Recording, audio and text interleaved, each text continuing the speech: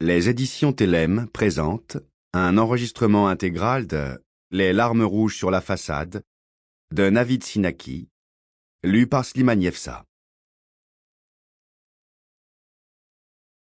À Louis C. pour les chapitres.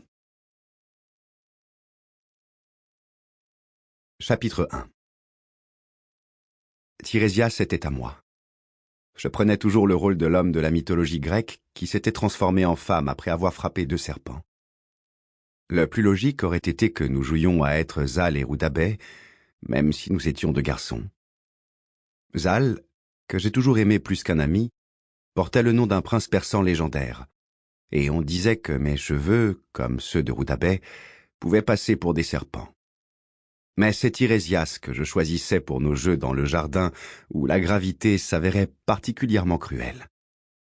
Le terrain de la maison était en pente, aussi les cerises de l'arbre du voisin roulaient-elles d'un bout à l'autre de la cour sans que nous puissions les attraper.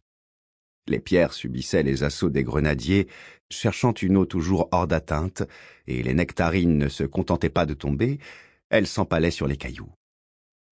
Quand il m'arrivait d'en prendre une sur la tête, je faisais mine de l'avoir méritée d'avance pour les jus qui me couleraient bientôt dans le cou. Je portais parfois un voile pour le rôle. Une nappe en dentelle toute simple achevait ma métamorphose. Dans le mythe, Tirésias finissait par frapper 2 autres serpents et repassait de femme à homme. Nous nous mettions donc en quête du vendeur de fruits, celui qui écrasait ses cantaloups en fin de journée parce qu'il préférait les laisser pourrir que partir pour rien, car il vendait aussi des oranges. J'en épluchais pour voir ce que ça faisait de se balader avec un prépuce, comme sans doute les Grecs de l'Antiquité. « C'est difficile de t'aimer », a commencé à dire Zal quand nous avons grandi. Le problème, ce n'était pas mes voiles et mon faux prépuce. Le problème, c'est que tu es trop épris de la mort. Peut-être avait-il raison. J'attrapais des papillons de nuit pour les livrer aux araignées, j'astiquais les ampoules du mémorial dressées pour un gamin qui s'était noyé, et je pleurais le printemps venu.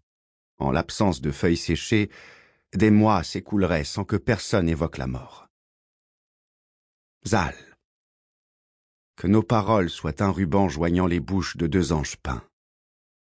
Si j'entame avec toi une conversation que je garde pour moi, voilà au moins quelque chose qui ne finira pas.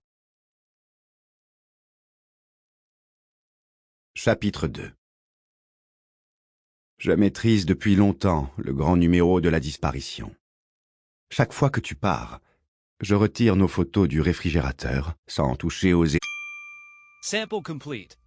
Ready to continue?